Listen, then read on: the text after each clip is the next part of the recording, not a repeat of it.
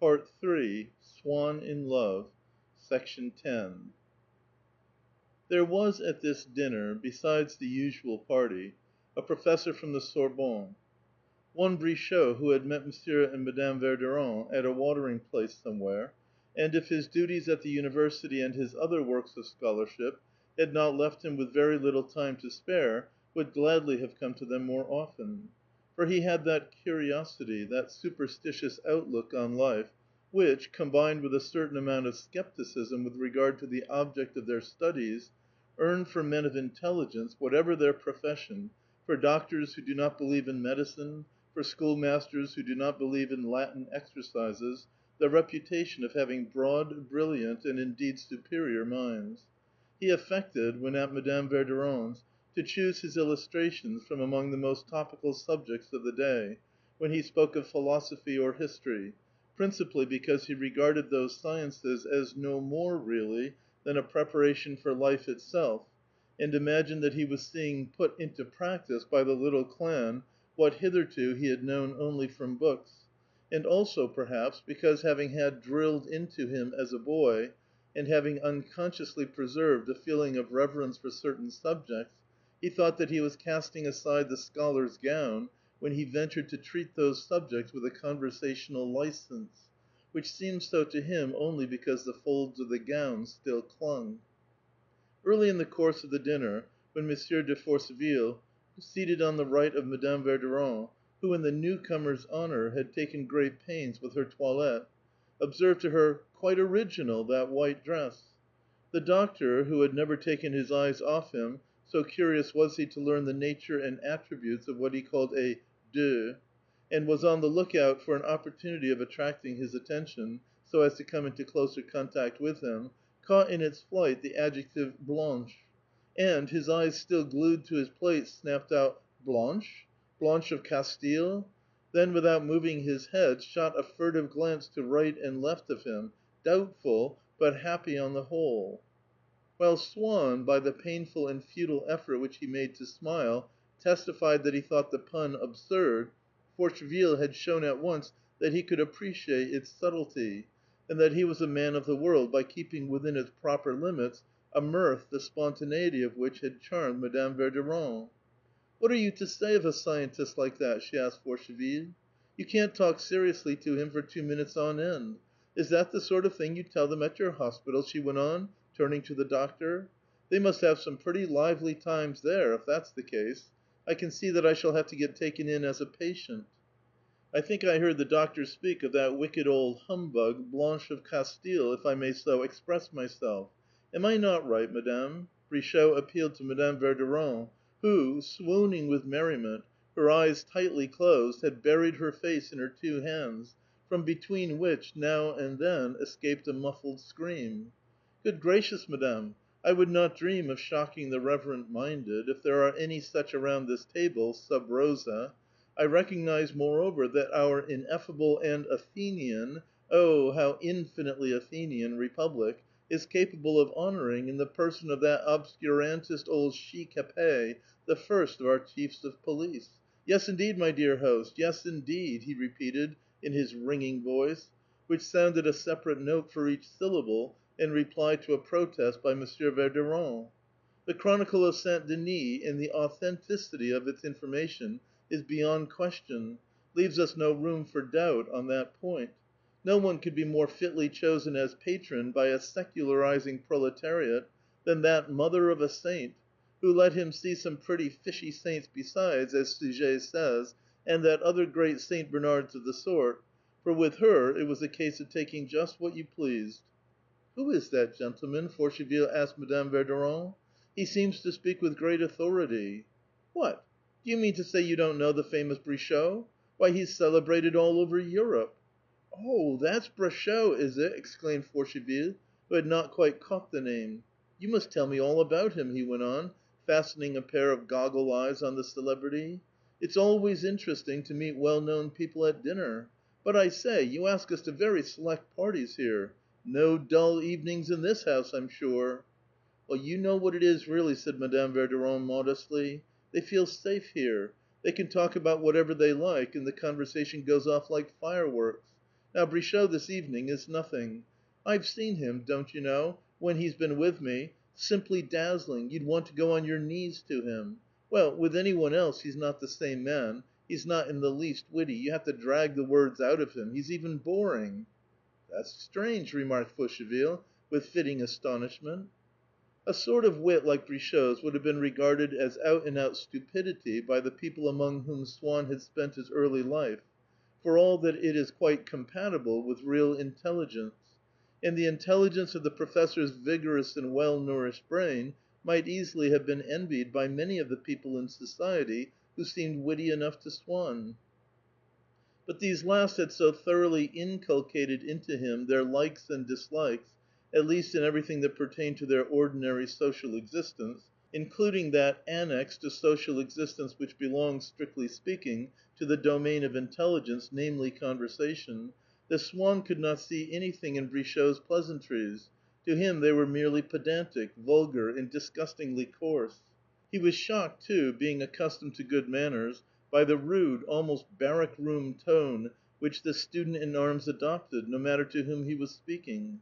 Finally, perhaps, he had lost all patience that evening as he watched Madame Verdurin welcoming with such unnecessary warmth this Forcheville fellow, whom it had been Odette's unaccountable idea to bring to the house. Feeling a little awkward, with Swann there also, she had asked him on her arrival, "What do you think of my guest?" And he, suddenly realizing for the first time that Forcheville, whom he had known for years, could actually attract a woman, and was quite a good specimen of a man, had retorted, "Beastly." He had, certainly, no idea of being jealous of Odette, but did not feel quite so happy as usual; and when Brichot, having begun to tell them the story of Blanche of Castile's mother, who, according to him, had been with Henry Plantagenet for years before they were married, tried to prompt Swann to beg him to continue the story by interjecting, "Isn't that so, Monsieur Swann?" in the martial accents which one uses in order to get down to the level of an unintelligent rustic, or to put the fear of God into a trooper. Swann cut his story short to the intense fury of their hostess by begging to be excused for taking so little interest in Blanche of Castile, as he had something that he wished to ask the painter. He, it appeared, had been that afternoon to an exhibition of the work of another artist, also a friend of Madame Verdurin, who had recently died, and Swann wished to find out from him, for he valued his discrimination, whether there had really been anything more in this later work than the virtuosity which had struck people so forcibly in his earlier exhibitions. From that point of view it was extraordinary, but it did not seem to me to be a form of art which you could call elevated," said Swann with a smile. "Elevated to the height of an institute," interrupted Cottard, raising his arms with mock solemnity. The whole table burst out laughing. "What did I tell you?" said Madame Verdurin to Forcheville. "It's simply impossible to be serious with him. When you least expect it, out he comes with a joke." But she observed that Swann, and Swann alone, had not unbent. For one thing, he was none too well pleased with Cottard for having secured a laugh at his expense in front of Forcheville. But the painter, instead of replying in a way that might have interested Swann, as he would probably have done had they been alone together, preferred to win the easy admiration of the rest by exercising his wit upon the talent of their dead friend. "I went up to one of them," he began, "just to see how it was done. I stuck my nose into it. Yes, I don't think. Impossible to say whether it was done with glue, with soap, with sealing wax, with sunshine, with leaven, with excrem—" "And one makes 12!" shouted the doctor wittily, but just too late, for no one saw the point of his interruption. "It looks as though it were done with nothing at all," resumed the painter. "No more chance of discovering the trick than there is in the Night Watch, or the Regents, and it's even bigger work than either Rembrandt or Hals ever did. It's all there, and yet, no, I'll take my oath it isn't." Then, just as singers who have reached the highest note in their compass proceed to hum the rest of the air in falsetto, he had to be satisfied with murmuring, smiling the while, as if, after all, there had been something irresistibly amusing in the sheer beauty of the painting. "It smells all right. It makes your head go round, it catches your breath, you feel ticklish all over, and not the faintest clue to how it's done. The man's a sorcerer, the thing's a conjuring trick, it's a miracle," bursting outright into laughter. "It's dishonest."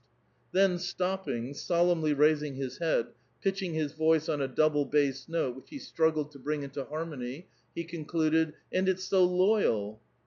Except at the moment when he had called it bigger than the Night Watch, a blasphemy which had called forth an instant protest from Madame Verdurin, who regarded the Night Watch as the supreme masterpiece of the universe, conjointly with the Ninth and the Samothrace, and at the word excrement, which had made Forcheville throw a sweeping glance round the table to see whether it was all right, before he allowed his lips to curve in a prudish and conciliatory smile, all the party, save Swann, had kept their fascinated and adoring eyes fixed upon the painter.